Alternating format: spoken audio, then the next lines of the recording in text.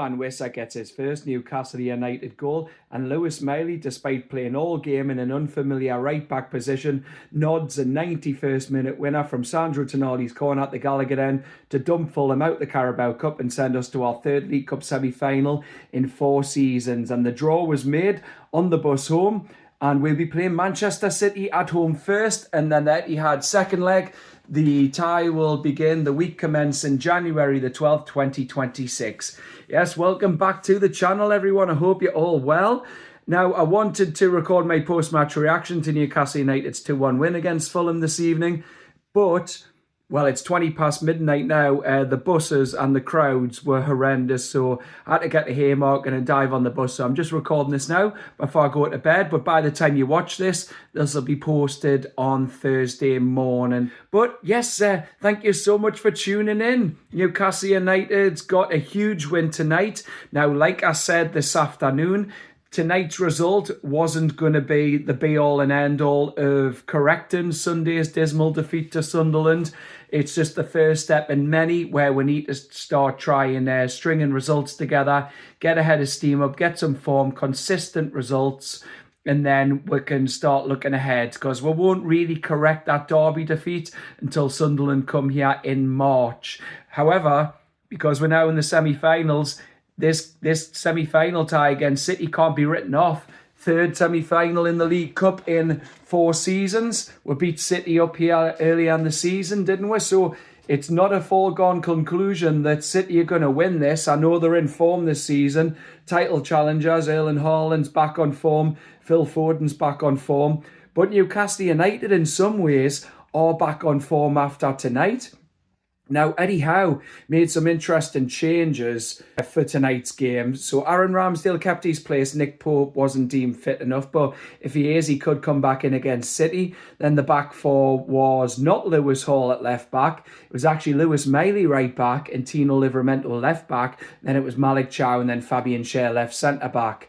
And then the midfield was interesting. It was Jacob Ramsey on the left of Bruno, and then Joe Willock on the right. And then the front three was Jacob Murphy right wing, Harvey Barnes left wing, and Yoane Wissa got his first start. Now, I will admit though, it was a disjointed start, and were we tidy all game? No, we did give some sloppy passes away, but we were trying to be creative and make things happen. But not everything came off, and it was a little bit of a frustrating start, but despite some moans behind us, look, I'm in the corner, as you'll have seen by my post, but there's a few people tonight who just weren't giving the players any leeway. Murphy, a couple of misplaced passes. Yes, he had a good first half, a bit of a poor second half. Joe Willock, this guy was just not giving Joe Willock any slack. I don't know who it was, but just some people, they just become so entitled because of his success recently. Look, it was a disjointed start of the game because Eddie Howe made so many changes and he had to. Now, I don't know if Lewis Hall's been rested, but rumour has it that he might have had a little hamstring tweak, but we'll wait and find out more either tomorrow or in Eddie Howe's presser on Friday ahead of Chelsea on Saturday at 12:30. But a big blow of the night, and Tino Livramento didn't have his best game, but he came off and he had a nice pack on his knee. Now, it could just be a little bit swelling. The fact he walked off was encouraging, but we are the walking wounded at the moment. And Fabian Schär, he had a good game tonight, but he got a yellow card, and it was a stonewall yellow. He was getting outstripped for pace when they were on transition, and he pulled them down. So no complaints, but he will miss the first leg of the semi-final next month. So yeah, we are the walking wounded at the back. We could have Jamal Lascelles back this weekend. He's back on the grass. We don't know. Sven Botman, he's just a mystery. I couldn't even tell you. But yeah, you know what? Tonight was encouraging. Like I said, it was a disjointed start. Fulham had the better territory, possession, chances. We were struggling to get a rhythm going. But you know what? After about 20-25 minutes, it looked like we started to settle.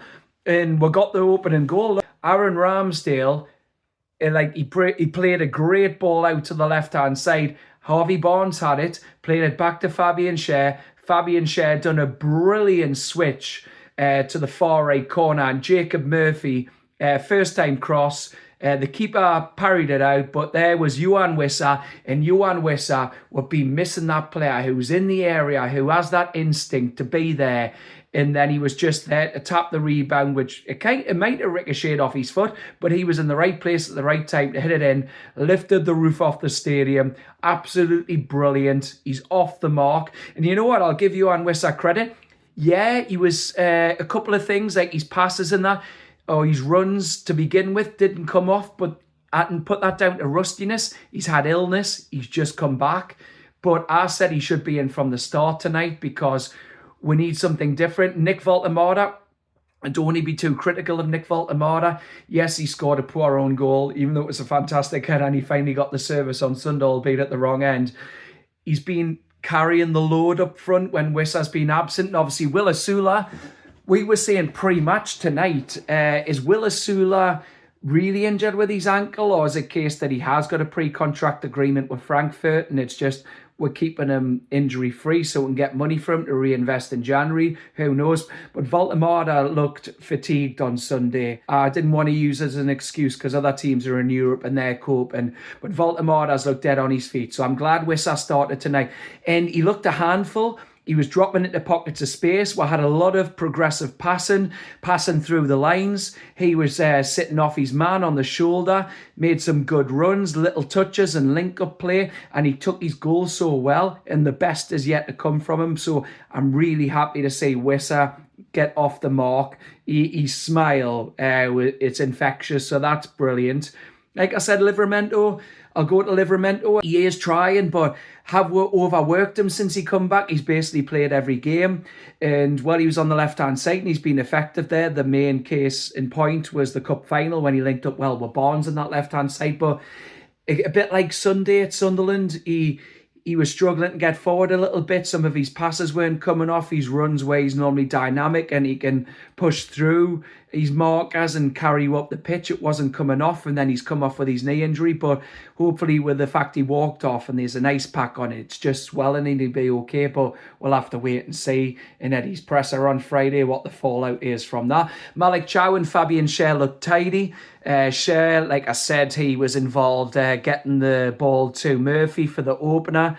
And he had some good passes. He was progressive. He's ball carrying. There was one run he done and his pass didn't come off, but he was always positive and looked comfortable as usual, as he always is. And he switched passes on the ball. Excellent. And then Malik Chow was a class act tonight. Unflustered. He was so good in his recovery runs, covered the counter-attack so well. He was always there to mop up, strong in the air, like Fabian Schär. The picked and chose when to go. One would stay back, one would go forward, carry it through the lines, bring other players into play, again, passing through the lines. So I felt they were good tonight. Lewis Miley, I've got to praise Lewis Miley. Eddie Howe said in his post-match presser, I've just watched it when I came in there, and he said that he had to tell Miley, look, you're going to be playing right back tonight. And he showed attitude and maturity beyond his years tonight. It just speaks volumes of the quality of the player, because right back, yeah, I think he struggled the first 10, 15 minutes because it is an unfamiliar role, and I can understand why Eddie Howe played him there, because he did all right in Marseille. He didn't look out of place. But then it was a tough ask tonight. I know Fulham were missing players like Sessegnon, Chukwueze, Calvin Bassey, and Iwobi. That makes a massive difference. In Munez, I said Robinson, he did play at Burnley, and it was rumoured that he might have been Marco Silva, being careful with his fitness, but he did play at left back tonight behind Kevin. And them two give Miley problems early on, but there was one switch pass when it came to their equaliser. I felt Miley was standing off because he was expecting Murphy to maybe help him double up on him. But then the cross came in. So I don't want to blame Miley too much. He could have been tighter, but I think he was expecting, being an unfamiliar role, I don't want to be too harsh on him, with Murphy to be closer to him. Cross came in, and I don't know if it was Barnes or Bruno who didn't track Sasa Lukic's run, but Sasa Lukić had a free run. He came from deep, and then his header was a great header. Free run. All he had to do was just watch it onto his head and cushion it in. And I don't think Ramsdale could have done too much. It was said at half-time Ramsdale maybe could have come off his line and claimed it. But looking back, I know it happened quickly, but Ramsdale couldn't really do much. I felt there was enough cover and no one just basically picked up the run. I think if Tonali was playing, Tonali might have picked that run up, but unfortunately the equaliser went in. But the way Fulham started, you could have said they deserved that, but we didn't crumble. We held our own. I felt from then on in, we took control of the game. Bruno was, I give Bruno the man of the match, despite Miley's goal and how mature he was beyond his years at right back. I felt Bruno was always trying to make things happen, like Sunderland from the 60th minute. Bruno was just, like, he done that little, where he played it through the player's legs second half was just outrageous. But that's Bruno being the Brazilian flair player that he is. But he was always on the ball, always breaking the lines, always looking to either do the passes through the half space for the runs in behind. He found Elanga when he came on. He found Murphy a couple of times, even found Miley.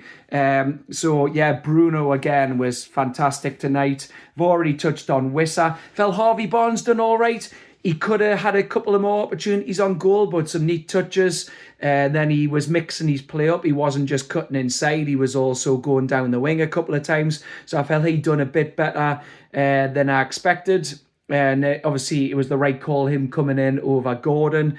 On the other side, I felt Murphy had a good first half. He's always a player who's willing to play on instinct. He got a good assist, like I said, for Wissa's goal. But his first-time crosses are also a good weapon in his armoury. But then second half, I felt he faded. Some of his crosses went straight to their keeper. I think it was Lamont, their keeper. I apologise if I'm wrong.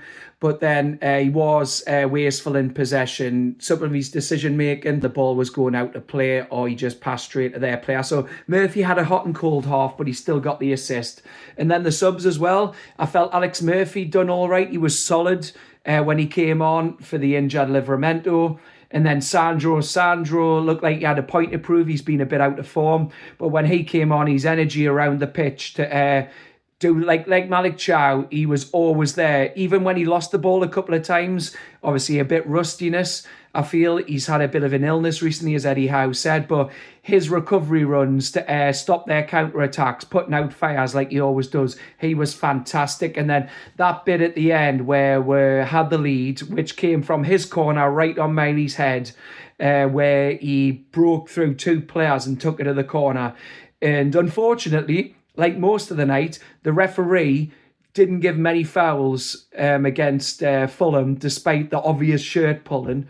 Voltemata as well, I might have to say that again, but Voltemata on their player, when he went down, he got booked immediately. That looked harsh, but again, from where we are on the corner, I wasn't sure.